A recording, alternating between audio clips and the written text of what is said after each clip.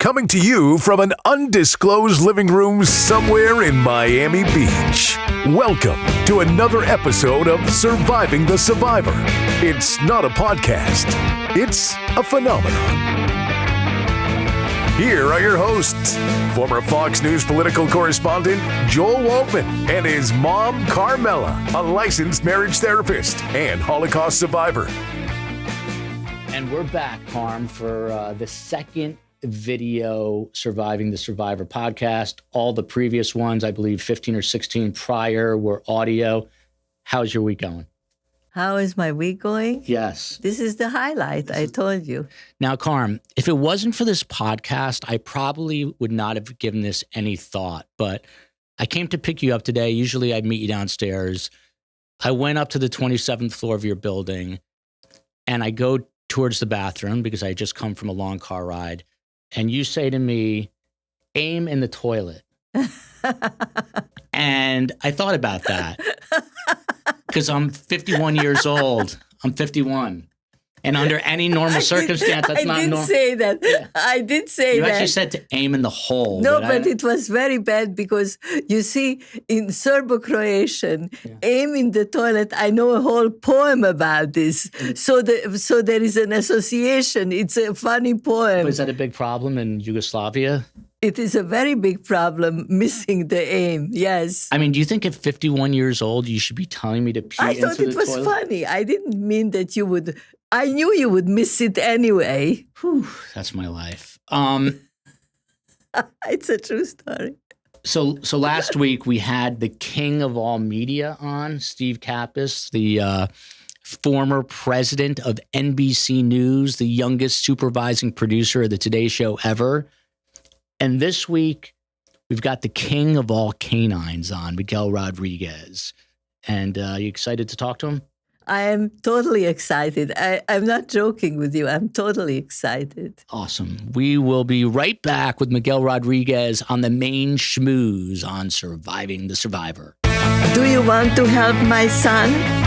His company, Content Partners Media, specializes in brand video and content creation for innovative companies and others.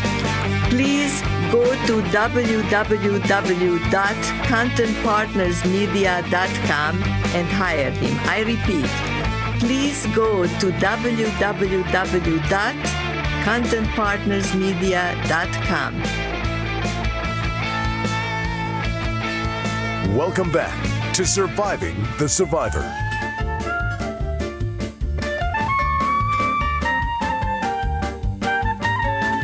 It's time now for the main schmooze.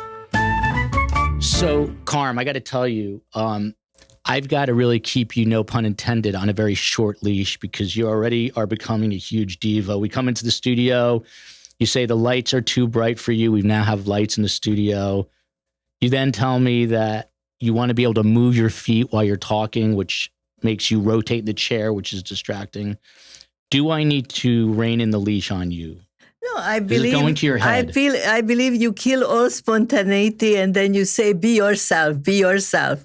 So make up your mind. If I cannot, I'm not supposed to swivel. Correct. TV is a unnatural environment where you're supposed to look natural. But I'm not on TV. I thought this we were just doing privately for the grandchildren. This is TV. Oh, okay. In the 21st century. Are you excited? You're about to meet Mabel Rose's, my beloved Mabel Rose's first school teacher, but it's really the second because she did have one prior to this. In Arizona, she had one. Are you excited? I am very excited, and I have a thought about this. And of course, that person is Miguel Rodriguez. Miguel, how are you? I'm doing great. How are you guys? I'm happy to be here. Awesome. Let me tell the audience a little bit about you. We don't have a teleprompter. We're not that fancy here at Surviving the Survivor. So forgive me as I look down a little bit. Miguel Rodriguez is the founder and owner of City Dog Pack. He launched it back in 2010 in New York City. Shortly thereafter, two of his star pupils rose to the top, no pun intended. Mabel Rose, my beloved Puggle, and Killa who sadly is no longer with us. R.I.P. Killa. Miguel and City Dog Pack quickly gained a reputation for being the most sought-after dog walking, dog boarding, and dog training services in all of New York. Miguel is a certified master dog trainer and behaviorist and teaches free dog training webinars via Zoom and offers one-on-one virtual dog training sessions to anyone worldwide. And Miguel, you might think this is weird, but we check out our analytics and we have a couple of people paying attention to this podcast in Pakistan and Brazil. So you might be doing business over there soon. Miguel is an advocate for small business owners and provides dog care business advice on his Instagram pages at City Dog Pack. He has a huge following. Miguel also proudly served in the United States Marine Corps, where he was a rifleman serving a tour of duty in Iraq back in 2007, which means he can kick your ass and then shoot you. Like me, he loves his real child as much as his dog ones, and he's one of my favorite people because he still asks about Mabel, Rose, and Killa. May Killa rest in peace. Miguel, thank you. Thank you for being here. You're very welcome. Happy to be here. First question is a little obvious, but I will ask it anyway. Is it too late to train my mother? Oh, man, I'm an expert with dogs, but I'm still figuring out humans. So I think so, though. She seems really smart. It's a complicated thing to do. You know why you said that? Why? Because before we got on the air, I said it to the people who told me to sit this way and sit that way and don't do this. I said you cannot train you cannot teach an old dog new tricks. By the way, a pet peeve of mine, you just said on the air. You really just say on air. On air. Yeah, okay. Which, by the way, David Camp in a tweet said on the air. So, David, if you're watching, that is a pet peeve of mine. Okay, just don't worry because you are perfect. Yeah. So the first question I'll have is, can you teach an old dog new tricks? In other words, can you get an older dog and teach him certain, modify his behavior? Wow, Karmela getting right into it. Miguel, the floor is yours. Okay. So short answer, yes. But like humans, as dogs get older, they kind of get set in their ways and can be a little bit more stubborn as far as change is concerned. So they're very similar in that regard, but they the way I behave. So I have one more question that's a little out of line, but I figure I'll get these out of the way before we get to the nitty-gritty of dog training and the world of dogs. So we do a segment at the end, Miguel, which unfortunately you will not be here for, called 3 Questions for Grandma, which come from my 3 young children. Mm-hmm. And my middle one asked me the other day, she says, if we go to Killa and open up her box, which is her little urn that's sitting on the top of my shelf, she said, if I open up that box, will Killa look the same? And I did not know how to answer her. Any thoughts on this? Oh, that's a tough question. It's pretty deep. I guess, when it comes to my daughter, at least, I plan to be like brutally honest with her and not lie to her about anything. I'll lighten it up a little bit, but I would lean more on the side of honesty. Very good. I think that is great. So when did you know that you loved dogs? When did this all start? Oh man, as far back as I can remember, I grew up in a pretty rough neighborhood in Bushwick, Brooklyn. It's very gentrified now, and it's unrecognizable now compared to how it was back in the 80s and 90s when I was growing up. But there were a lot of stray dogs around. It's rare to see a stray dog in New York City now. Yeah. But there were a ton of stray dogs, and I would always save up whatever money I had to buy dog food at the local bodega, and I would leave food out for the stray dogs. And I would wake up early in the morning every day at about 6 o'clock in the morning because there was a pack of stray dogs that used to walk around my neighborhood. So I would stick my head out the window and watch them, just observe them for hours. And that's how I got my start as far as like learning dog behavior. That's interesting. And that's when I fell in love with dogs. That's interesting. So it wasn't like you didn't grow up in this cushy environment with like the little frou-frou type dogs. You were watching basically stray rough dogs out there and focusing on their behavior. What were you looking for? What did you notice at that? How old were you at this point? Oh, well, probably about 8 or 9 years old. I remember being in elementary school and sticking my head out the window before I started school. So I was probably about 8 or 9 years old. And I was just so fascinated with dogs and just seeing them in their natural state without humans, being an influence on their behavior, and just seeing the way they behave and how kind of ruthless they can be with each other at times. And that really taught me that, these, especially nowadays, we kind of like to put out this narrative about dogs, that they're these fragile little animals and it's all about love and sweetness. And that is the case most of the time. But, dogs have a rough side to themselves as well. So that was the way I started learning about dogs, and I just became so fascinated. I think there's got to be something in the genes, because like when I see a dog, I want to literally, and I do, I stop and I like talk to them, I play with them, but definitely not everybody is like that. If you hear someone say, God, I hate dogs, Miguel, you can be honest. What do you think of that person? If they say, God, I hate dogs, I just automatically assume that perhaps they haven't had good enough experiences with them. I can't imagine anyone in their right mind that spends times with dogs that would think that they hate dogs. Like, it's just, I don't get it. It's got to be something wrong with the human, right?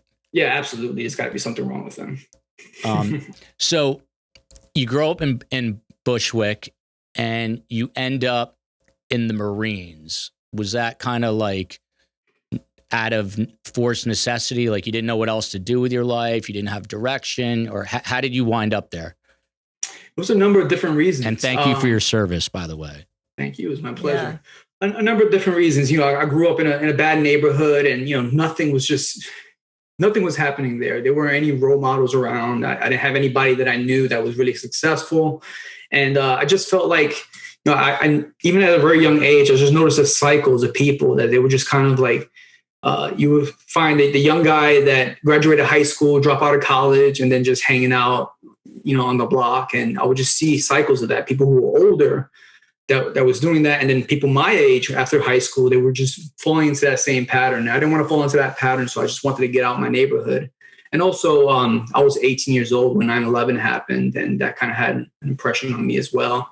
And I've always loved war movies. I was fascinated with war as well. So I was a little crazy and adventurous at the time, full of testosterone, and I wanted some adventure. So, right in the middle of a war period, I enlisted in the infantry, which in hindsight, it's kind of crazy. And you served a tour of duty in Iraq. Now, you were a rifleman, but were you also handling canines in the Marine Corps? Yes. So when I initially signed up, I signed up to be a military police officer and a canine handler. So when I actually signed a contract, I signed a contract to do that. So I went into boot camp, and out of boot camp, they send you to your training school. So whatever you're going to be doing, you start training in that job. And they told me, hey, there's no more spots left for the MPs, for military police officers. So you have to go to the infantry. I'm like, the infantry? Like that's like the front line. He's like, yeah, you got to do that. So I went there. I went to the school. I did pretty well. And somehow they found out about my experience with dogs. And they just, every time we would train and we had military police officers attached to us that would have the dogs sniff for bombs, they always made sure they were with me. And sometimes I would just take the dog. I would ask one of the military police officers, hey, I'm about to go on a patrol. You can sit this one out and I'll take the dog. And they would let me take the dog and I'll patrol with the dogs. So how did your bond with the military dogs, how is that different, I guess, than your bond today? I mean, what was it like back then? I think it's very similar, actually. And the difference is that the things that you go through, and whenever you're with a dog in a war environment, you're with each other all day, every day. You go through really tough situations with each other, and for some reason, I feel like a dog notices that and feels that you guys are working together and feeling it. And when you have that type of relationship with your dog, you just develop a really tight bond. And that's actually what I try to encourage my customers today, dog owners, is to take your dog with you everywhere. Can I just interject something here? Yeah, once he's done with his sentence would be better, but go on. All right. This is what conversation is. I was thinking of you last night, and I wrote down a number of questions, but there was one thing that I wanted to ask you about it. It was a story on the news one of these months where guy was a soldier, an ex-soldier was reunited with the German Shepherd that he was with in Iraq. Mm-hmm. And when they met in the airport, it was the strangest thing I ever saw in a dog behavior, because the dog just sat down very quietly with the ears going behind him, and the dog did not jump up on him, and the dog did not move, just stared at him, never took his eyes off him. Is this something that can be explained by the training, or... Mm-hmm. Because it was not normal dog behavior. I mean, you seem a little emotional, Karm, right now. Well, I happen to love dogs from early childhood too. Except I will be very candid. When I had children, I kind of transferred some of that love on my children. That's a huge mistake. That'll never happen to me. It was wrong. Huge mistake. So it was wrong. Miguel, what about that? I mean, what about the fact that this dog was so disciplined, it just kind of put its ears... First of all, what are ears going back? What does that mean? It can mean a number of different things. It could be submission. It could also just be, a sign of excitement as well. And, people often think that response is not normal, but that's actually the response to your dog. That's love, but that's also respect of the human space as well. So, normally what we see as Americans and the type of culture we have with our dogs, when we reunite with our dogs, when we get home from work, they jump all over us like crazy. And, I don't encourage that. And yeah, that's love too and everything. But there's some boundaries and respect going on there. Not disrespect, but it's more like the dog doesn't, recognize the human space and doesn't respect it as much. That's so I think that's a good response. Children too. So Miguel, you had a dog. I think its name Boomer. Mm-hmm. And so when you would come home, I know Boomer worked with you a lot, but let's say he wasn't with you in the pack that day and you came home, would he jump on you and lick you, or you had him trained to just, how would he greet you? No, he wouldn't jump on me. In fact, his response was very similar to what your mom described. He would just come up to me with his head low, lower his ears and just be happy to see me, but he wouldn't jump on. He was 90 pounds. So if he would have jumped on me, he would knock you over. Exactly. Miguel, I have right now, this is, Karmela thinks I'm joking, but I actually have a deposit on a European boxer right now, but I don't know what to do because I'm so madly in love with Mabel Rose. I don't want to hurt her, but Mabel is 15 and a half, and I don't think I'm going to be able to pull a trigger once she's no longer with us. So do I get this boxer or not? Is it? Ooh, boxers are very high energy, and Mabel Rose is a little old lady now. Old lady. Yeah, so it's gonna be pretty intense for her. So what I would do is I would just hold back. Enjoy your time with Mabel. Thank you, Miguel. Yeah, and I hate to bring this up, and I went through this a couple of years ago when Boomer left me. It takes some time after she goes away. Take some time to kind of go through that process. But you don't have to wait too long. After that, get the new dog. A lot of people, they're afraid to get a new dog after they lose their best friend. And I always tell them, you'll never fully get over your last one. Yeah. But getting a new one helps soften the blow a little bit, definitely. I've experienced that. And from my customers, they've experienced that as well. Do you think Mabel would get jealous? She would get very. She already is annoyed with the children. Just thinking about. She thinks she's an expert at everything. Let the expert. You know nothing about dogs. I know a lot about every episode, Miguel. Every day of my life, she's the expert in everything. Okay. Miguel, would Mabel get jealous? Every dog is different, but knowing Mabel, she's a sweetheart, and she's sweet with other dogs as well. So I don't think she would be too bad as far as that regard. But having to deal with this crazy puppy around her, that'd be a pain in the butt for her. That'd be kind of crazy. So I'm like, I could talk to you for 40 hours. Let's go back to the military.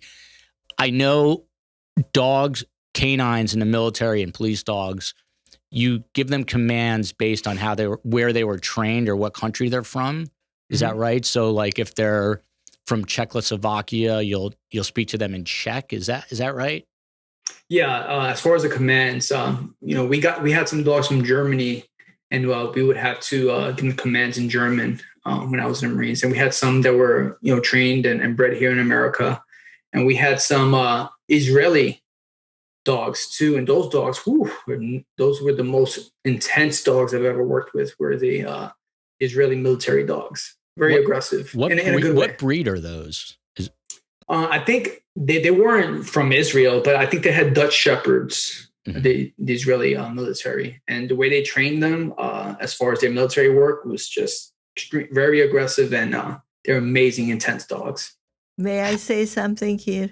Yes. Thank you, sir. Yes. He's the producer, or whatever the heck he is. I'm the executive producer, the director, the writer. Yes. And the owner of the intellectual property. Yes. Now I forgot.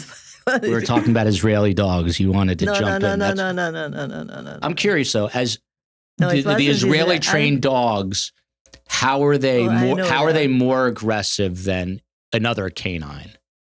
Attack faster.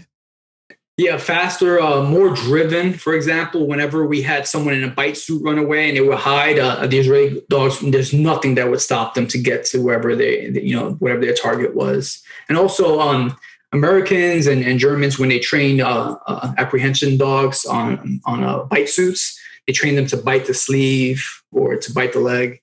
Those military guys are training them to go straight for the face. I have to tell you, just yesterday, it was a very, very sad situation. I truly didn't see the beginning, but I saw that the police were running after a person, and they had a dog with them, looked like a shepherd, and they couldn't catch the person, and the German shepherd caught the person. And it was a big person. This is in Miami? No. It wasn't in Miami. They showed it last night on the news. Got it. Wednesday night on the Channel 7 news. And anyway, the dog jumped the guy and threw him to the ground. The police dog. Do you remember when I was a cub reporter in Tucson, Arizona?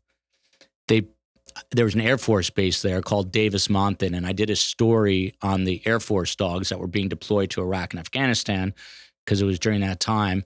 And they put me in the suit that you always see, the big, you can't move. Yeah, and from 100 yards away, had these Belgian Malinois. And the force that they hit you with, I just toppled right over. You can't control it. You go flying, and they bite you in the arm, but I actually met this guy in the dog park. I forget his name, super cool guy, but just to mess with me on TV, he had the Belgian Malinois release and then attack again in my groin area. And even though I was wearing this suit, you can feel it. And I was like, holy crap, I hope this dog releases. And then it's amazing how fast they listen to the commands, And it's amazing you had 3 kids after that. Good point, thank God. Yeah. Don't deprive grandma for grandkids. Can you share are you willing to share, it doesn't have to be, I guess, a specific story, but your time in Iraq, how hairy did things get? And what was the process with the dogs there? Yeah. So, when we got to Iraq, we were put in an area that was right outside of Baghdad. And the area that we was in, there were any Marines or Army soldiers there for over a year. So, the insurgents were really deeply embedded in that area. And what they were doing is they were transporting weapons from that spot into Baghdad and back. So our mission was to go in there, find the insurgents, get rid of them, get rid of all their weapons caches. And our biggest threat were bombs, IEDs. And I later got hurt by an IED. Did you? So the dogs, yeah, pretty bad too. Really? Did that put you out of service? Did you? No. It was in, I think, July of 2007. I drove over. I was in a 7-ton, which is this big vehicle that they transport us. I was doing a night patrol. I was going to do a surveillance in this building to watch this road where they were digging a lot of IEDs. And on the way over there, we drove over an IED and it blew up. I ruptured both my eardrums, broke my jaw, had a really bad head injury. I like compressed my spine. So like my legs got really weak after that. And I went to Baghdad Hospital for about 3 weeks, recovered a little bit, and went right back in my unit after that and finished up my deployment. Wow. They let you into Baghdad Hospital during the war? Yeah. And in fact, I was probably the only Marine there at the hospital, like the barracks there. And it was mostly Army guys there. But yeah, I was there for about 3 weeks, and then it was beautiful there too, because it was like where Saddam Hussein had his like main compound. And I don't know if you ever saw the image of the hands with the two swords in Iraq and in Baghdad. Yeah, I was there. And I walked around. I was able to check all that out. So that was a pretty cool experience, also. I feel so manly right now. Yeah, like no wonder I tell him to aim for the toilet. I just had a handyman come help me install a light fixture. I know. It's crazy. Miguel, you're a hero, man. So no, that will really make boys into men. Yeah. So before this happened, when you were doing these surveillances of the IED thing, you take the dogs in. How far away can they detect this? And it's obviously really dangerous for the dog too, because they could accidentally hit one of these, right? Yeah, and that happened in our deployment as well with one dog named Thor. So what we usually do is if we patrol down a road that we know that there are a lot of IEDs, we usually have a military police officer attached with a dog, with a canine. And we usually have them out in front. And if the dog detects some kind of, we don't train them to find bombs. We train them to find the ingredients of bombs. So there was a substance called HME, high homemade explosive device, something like that. Mm-hmm. So there was this white powder that we trained them to find. So whenever a dog would detect that, or copper wire, because they would use copper wire as tripwire for us to kick over and ignite a bomb. Whenever they did that, they would give us some kind of response, like they would sit down and suddenly look at us, or they would bark. And then once we did that, we would back off. We would call EOD, which is the bomb disposal guys. They will come in, they'll send in their robot or something, they'll defuse the bomb. But it was one time. Did you say they could smell the copper? Yep, the copper. Wow. Like from how far away could they pick up that scent? Not too far away, actually. We would have to get pretty close. So if the dog detected something, we knew that the IED was probably within like about 50 meters of where we were. But there was one time one of our dogs was patrolling with another squad in my platoon. He detected a bomb. So he sat down, he gave his handler the cue that, hey, I smell something. So as soon as that happens, you got to leave that blast area. The blast area is like 50 feet. You leave that area and then you call EOD. But the problem is that when the Marine tried to leave, the dog detected another bomb and tried to sit down again. And the Marine's like, come on, we got to go. Let's go. So he kind of dragged the dog out of there. They walked over an IED and that one blew up. So that Marine really messed himself up. I think he lost both his legs and had to get his, some of his intestines cut out, and the dog Thor passed away. That happened like a week after I got hit with an IED. Wow. What goes on like when something like that happens? Do the Marines, I know of like there's a fallen Marine, there's a ceremony. They give awards to dogs who are heroes. Yeah, absolutely. Yeah. Right? Yeah. The dogs and the Marines, they're considered Marines. They get their ranks. They get promoted. Whenever they do something in combat, they receive medals and CERCOM certificates and stuff like that. And if they get into trouble, they get NJP'd also. What's NJP'd? Non-judicial punishment. Like that's, oh, really? Yeah. So if you're in the military and you get a DUI or something, you get into a bar fight or something like that, you get NJP'd. By the way, when you are discharged, if you had a dog, he still has to work with other people, or he can be retired with you? No, so the dogs are Marines. So if they're not done with their enlistment, they stay in, and then you leave. Once the dog is retired, they usually that I know of, they adopt the dog out for whoever wants the dog. After that, Karm, do you have more respect for Mabel now? Hearing all this, Mabel was like a chimpanzee when she was a baby. We're going to get to that. We're going to get to that in a minute. So, moving on from war and carnage. So, Miguel, you started this business. Did you ever think it would grow to what it is today? No, not at all. In fact, when I left the Marines in December 2009, I was going to use my GI Bill to go to college, but I needed money. And once you get out the Marines, you don't get paid anymore. So I needed money. I had experience with dog training. I was already certified. So once I got to New York, I got certified again, and I was just planning to do some dog training just to, pay the bills while I finished up college. And I was going to school to become a canine handler in the police department. So I did that, and then people started to ask for dog walking and dog boarding, and then it started to grow like crazy. And once I graduated, my last year of college, my professor started to talk me into getting into law school because they thought I had a knack for it. But then my last year, my business was growing so much, and I applied for the Suffolk County Police Department in Long Island, and they pay very well. That's a good. They pay like $250,000 a year. Those people. Yeah. They're the highest paid police officers in America. I'm not sure about today, but I know they were at. They got in trouble at one point because that's when I was at Fox 5. There was a investigative report and found out that the majority of these officers were making like $250,000 a year with overtime. It's not. Yeah. I heard about that actually when I applied. Yeah. And they called me for a job. And so, my business was growing. I was having a blast doing what I was doing. So it was a tough decision I had to make, and decided to stick with City Dog Pack. And so far, I don't regret my decision. That's a wonderful story. Miguel came from Bushwick, was in Iraq. That's the American dream, your own business. Now he's sitting on a giant cushion of cash, this guy. Thank God. Did COVID throw you off? The COVID? Oh, yeah, absolutely. That's another story.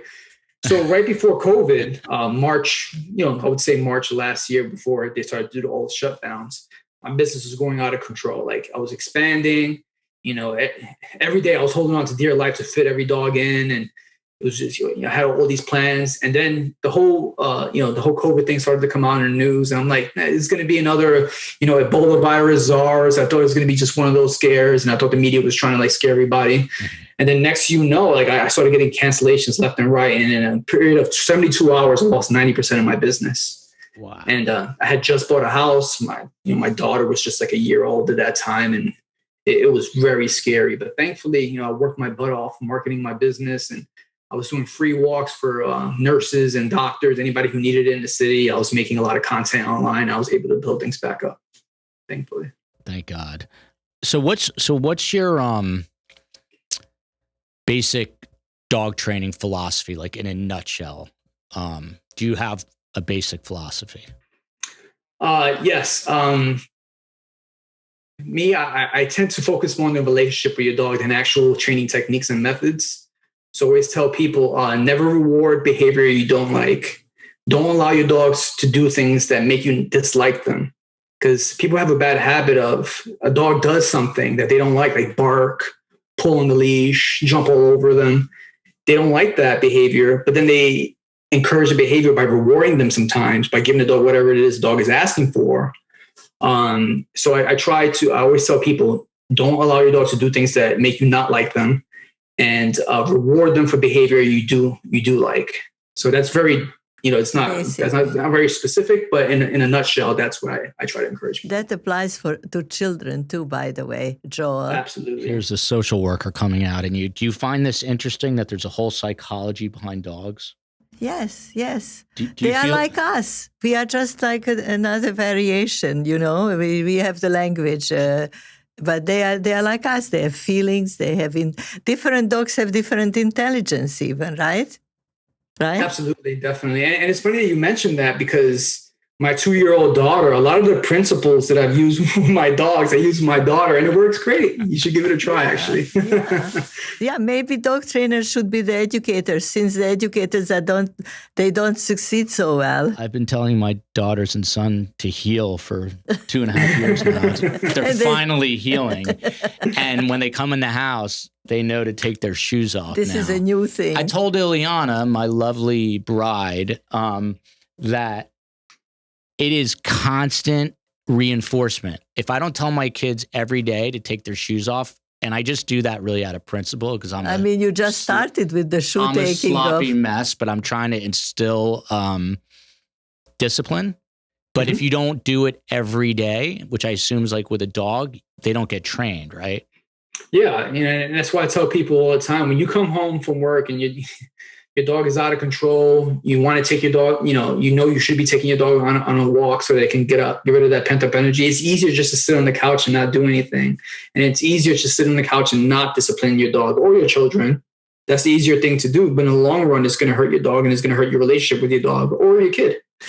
So, instilling discipline, it's not the easiest thing to do, but it's necessary and it's what's good for the dog or kids. But it takes also energy, It takes a lot of energy. Absolutely. That's why I sleep 20 hours a day. Yeah. I've got like a pet peeve. I want to ask you about dogs' ability to smell, which I'll get to in 1 second. But Karmela, like, she does stuff to get under my skin, like telling me to pee into the toilet at 51. But by the way, you left the cup there after you finished drinking. Oh, you did not put away not a cup of pee. It was my tea. It was an iced tea. Sorry, It rhymes. Sorry, Miguel. It rhymes with pee. Sorry, it rhymes. Miguel's not used to this. Okay. Sorry, he has a normal mother. Yeah. So, but what Karmela used to drive me crazy, because Mabel, Mabel, she is she has like the best heart. I mean, I've never seen this dog lose her temper. And Karmela would always say, "You don't know, you have the worst trained dog. Your dog has no training, blah, blah, blah." False, right, Miguel? Well, no, wait a minute. It's probably cross-generational. I didn't train you. You didn't train, because he had the dog for about 10 years before he had children.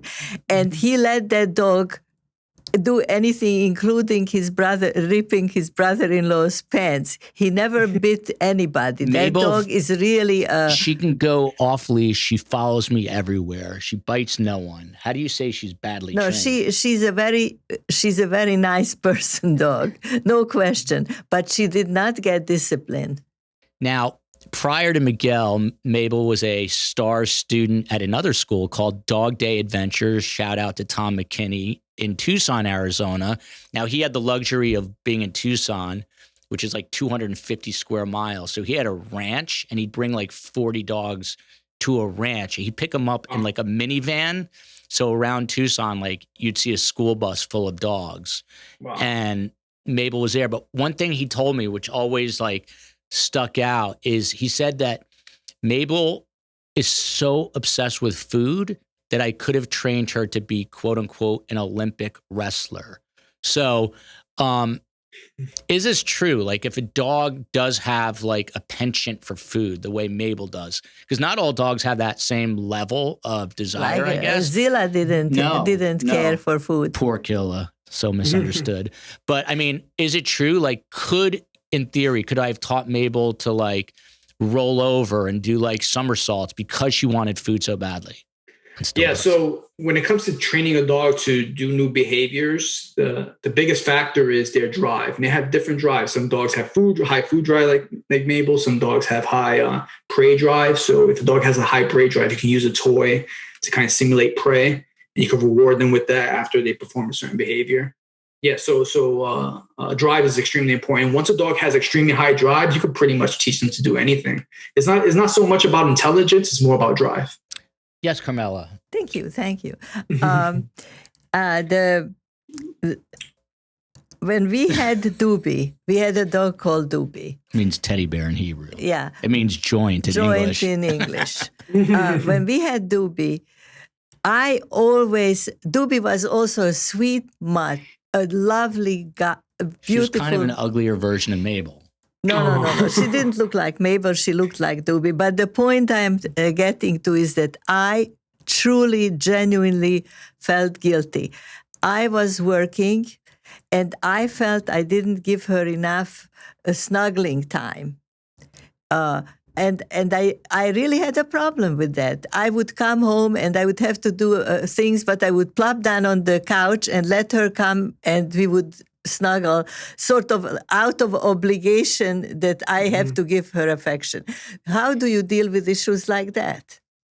That's very common because, like, I keep saying American dog owners are a lot different from people from other cultures. We tend to kind of, humanize our dogs and treat them like little babies. And a lot of people are in the same boat as we're on the same boat as you. They work all day, they come home, they feel guilty. So they shower their dog with attention and love, even though the dog is displaying behavior they shouldn't be displaying. But don't, as long as you provide your dog with everything they need, which is daily mental and physical stimulation, food, of course, shelter, love, affection, and attention, then you shouldn't feel bad. You're providing everything you need for your dog.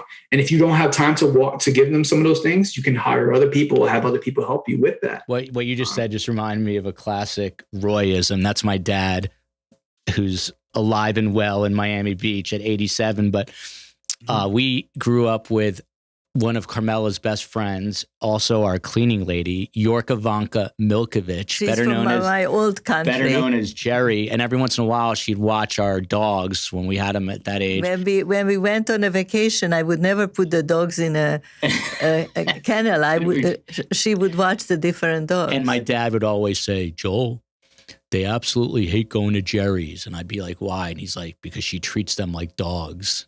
because she's like had him in the garage, like didn't give a shit, like wouldn't like give him treats, didn't go on him, right? Yeah, but she also, we had one that was almost 6. People probably, when they hear that you deal with dogs, tell you dog stories of their own.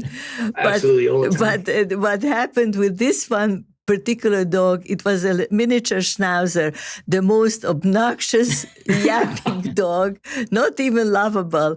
And we took care of him until he was 16 and a half. It was a girl, 17, and she was born 2 months after me. So I had her from... Yeah, so and our daughter would get up before going to school and take her out for long walks. And anyway, by this time she was deaf, blind, incontinent, and a human mess, and bumping into walls. And and I don't believe in putting anybody to sleep, dog or human being. I don't believe in what is that punishment? Euthanasia? No. Death penalty? Death penalty. I don't believe in any of that. So I couldn't put her to sleep.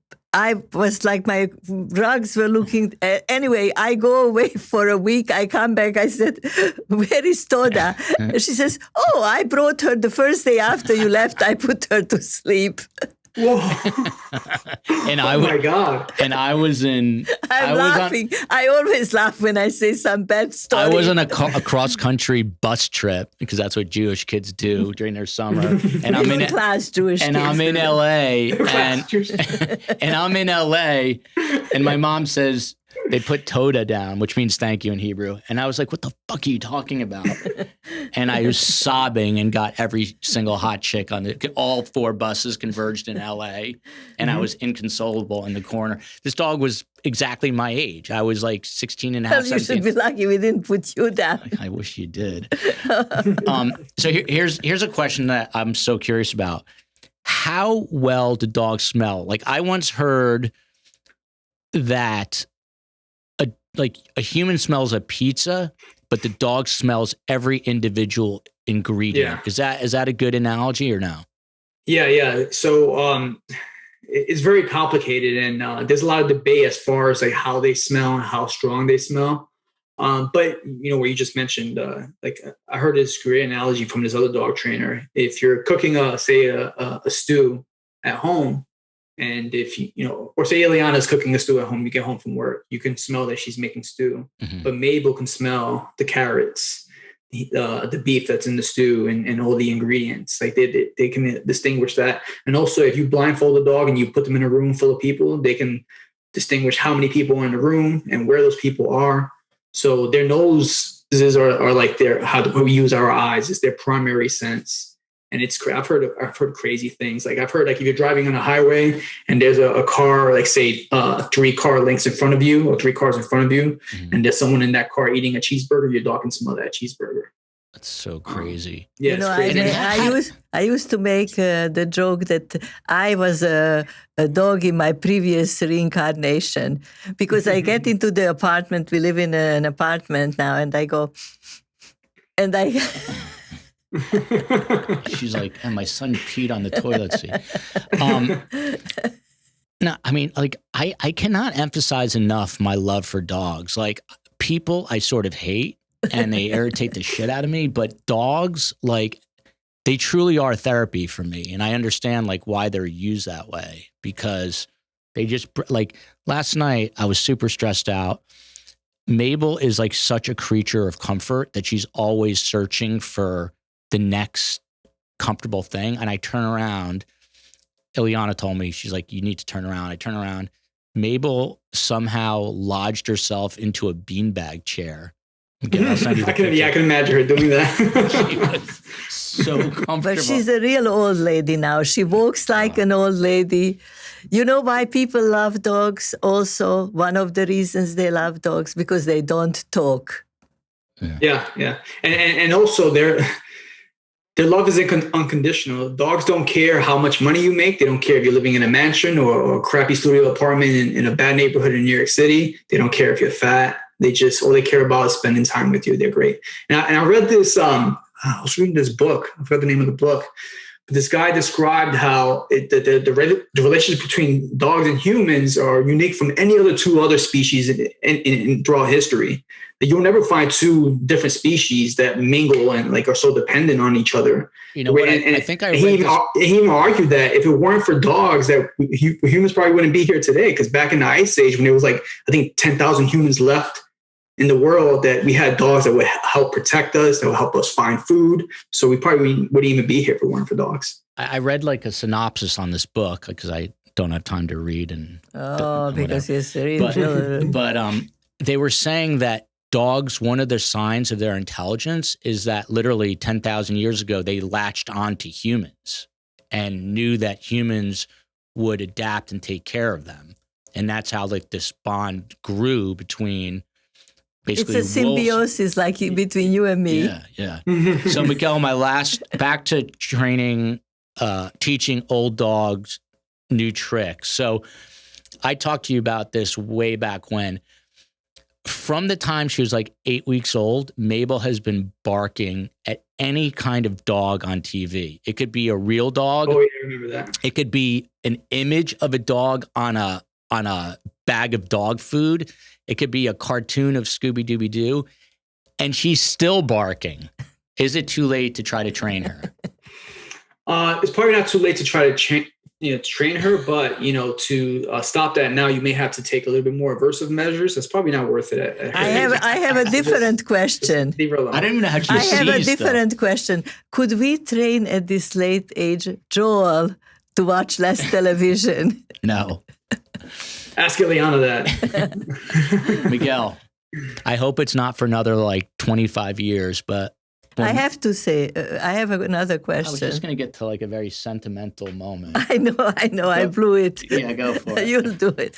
No, it won't be another 25 because you're going to come to Florida and we'll see you. No, I wasn't talking about Miguel. I was saying once Mabel is no longer with us, like I don't know what I'm going to do. I'm going to have to call you. He says this all the time. He says this all the time. I'm just going to sit and I spent every minute with this dog for the last 15 and a half years. Yeah, I get it. I mean, she's like your baby. If I were your wife, I would. By the way, my kids are traumatized because I tell my oldest that she's really the second oldest because Mabel came out of my belly and you came out of Mommy's belly. And she can't handle it. Okay, I have a question for you. Mm-hmm. I have a very close from high school. I'm 81. I have a friend from high school from the old country who lives in Las Vegas. And I love her very much. And her husband died. And she always had dogs and she always loved them. And she had no children. She has no children. No siblings, no children. Really, her good friends moved away. Anyway, I say to her, get a dog. And she says, I would love to, but I'm 81 and I'm afraid what will happen to this dog when I die. And I'm wondering if there is an organization or something that, that you could trust because to leave it with the ASPCA, she doesn't want to do that. She feels it wouldn't be right to the dog. She would be very loving and good. So you're ending on an uplifting note. No. Basically this is saying before the last, because I have a last question. So you're basically saying if your friend at 81 gets a dog and she dies, not the dog. Yeah, not the dog. Is there anything she can do with the dog, She will Miguel? probably die before the dog, but just mathematically speaking. Yeah, probably. So I actually did come across an Instagram page with this rescue organization that actually specializes in that. And they also specialize in people who passed away of COVID recently that have dogs. This is so good to know. Wow. So I'll look on my Instagram page, and if I find it, I'll tag Joel and I'll send it over. Thanks, Awesome. you are a sweetheart. Karm, what was your one final? second. I had, I wanted to. Karm, this is a visual medium. I wanted to say that I would definitely trust you walking the dog in light of what happened to not Madonna, what's her name? The famous singer. Lady Gaga. Lady Gaga. I mean, the guy even got wounded. He got He shot. didn't have to go to Iraq to get wounded. He got wounded right in New York. No, it was L.A. Oh, it was But in LA. he was walking French bulldogs. Yeah. That's what you want to get? No. So some reporter actually interviewed me about that and asked me, what would I do in that situation? If I'm with one of my dogs and someone tries to take one of them, you're going to have to kill me, to get to that dog. I don't know. It's not happening. Well, they had guns and they were... Shoot me. Go ahead. What you got to do? Yeah, I love it. That's a real man right there. You hear that? Yes. If you want to get to my dog, he just said, or an idiot. One of the two. But the thing with him, he means it. Yes. And he would do it. Miguel is the quiet badass. Karm, any more questions for Miguel? Because Let me see. Can I because I wrote them down? 1 second. Karm, I have you ever seen Tom Brokaw go? No, Hang on Tom a sec. Brokaw. Let me scroll through my prompter.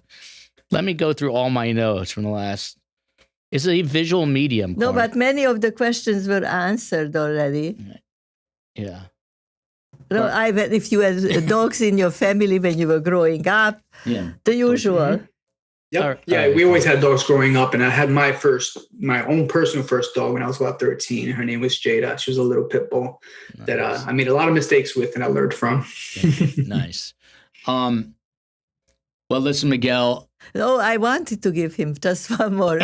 That I feel that thanks to Miguel and the guy in Arizona, Tom McKinney. Mabel has a long life because when you were working 12 hours and you were traveling with your work, they exercise your dog and they gave love to your dog.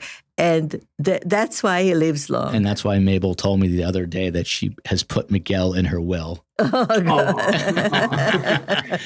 we go, though, just some advice. Whenever Mabel decides it's time to leave us, you can give me a call, obviously. But what I recommend to anybody who loses their dog, after so many years, is just try to look at it in a way that all those years you had with a dog, it didn't have to be that way. You didn't have to meet your dog. You didn't have to have that dog in your life.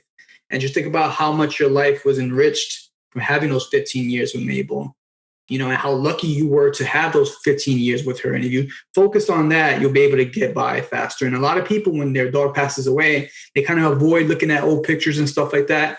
I say, no, look for those pictures. Think about those times. Talk, with your loved ones that were part of her life as well about, how much she's, affected your life in a positive way.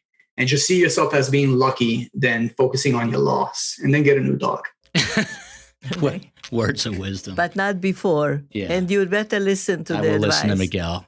Words of wisdom. Listen, Miguel was awesome. You can check out Miguel on Insta at City Dog Pack. Is that right, Miguel?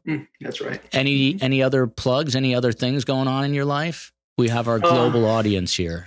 Yeah, you can find me on Instagram. I have a website that I'm updating right now, and I'm starting to do. If you're in New York City and if you want to get into some group dog training classes, I'm starting group dog training classes in Central Park. I'm probably going to be doing it every Friday morning. So you're welcome to meet me and get some work done with your dog for a pretty inexpensive price in New York City. And Miguel is obviously an aficionado with Zoom. And if you're in Pakistan or Brazil and you want dog training services, That's your man right there, Miguel.